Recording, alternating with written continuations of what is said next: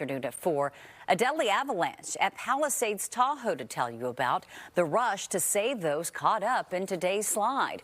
The avalanche risk was considerable in the area. Welcome everyone to the 4 this afternoon. I'm Heather Holmes. And I'm Alex Savage. 4 people were caught in that avalanche that happened shortly after Palisades opened this morning.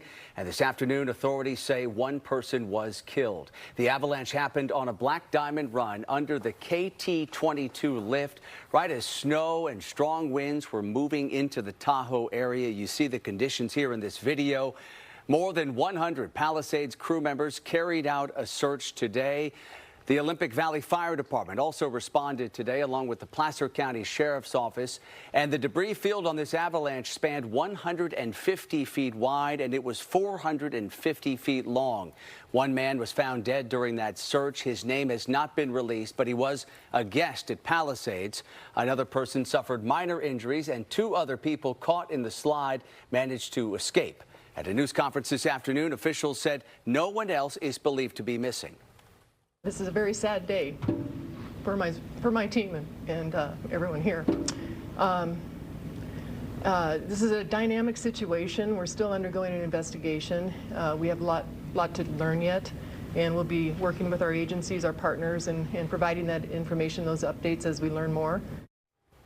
We should mention that both sides of Palisades closed for the day during that search. Not sure exactly when they're going to reopen. Mark, I want to bring you in here because a resort official said that their expert crews had been doing avalanche assessment since a few days ago, since Sunday. What can you tell us about the conditions that existed up there at the resort today? Well, they're out there on a daily basis, especially when you have a winter storm warning like today. But the key, they had increasing snowfall rates and also increasing in the wind speeds. In fact, some of the mountain reports from the crews up there, they had to have some of the lifts on hold due to the wind, which is not unusual, but still you could tell how much of the wind was a factor. And in fact, we could show you how strong the winds were at the mountains. Yeah, let's go ahead and take a look at that. Yeah, because they were really developing late last night into this morning, and the winds were up there, I guess we can't show you, but over 100 miles an hour, persistently increasing. So when you think about all of that dry, cold snow and that strong southwesterly wind, it's blowing it across an area, and then it's just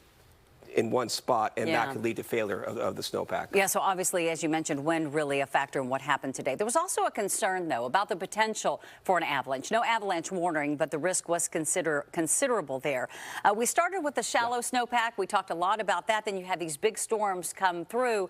I mean, what could have triggered this? That's going to be for the experts. I'm not an avalanche expert, but what's interesting is the Sierra Avalanche Center, I should say, they put out great videos, and last week they had a video of a man, I think it was by Mountain Rose, trenching an area of the snow. And in fact, I think we have it queued up for you to talk about what he was finding in that one particular spot. Okay, let's take a listen.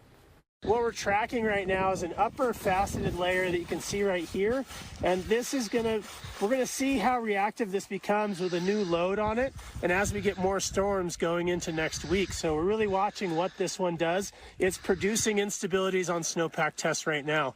Another layer we're looking at is down below this mid-pack. This mid-pack is actually pretty strong. It's a bunch of strong snow on top of some pretty large loose grains. So that's a good illustration. Yeah, that was about a week ago, and it seems like every discussion is referring to a weak layer from January 2nd. So it's hard to say how universal this is, but that was a concern going back a few days ago. Yeah,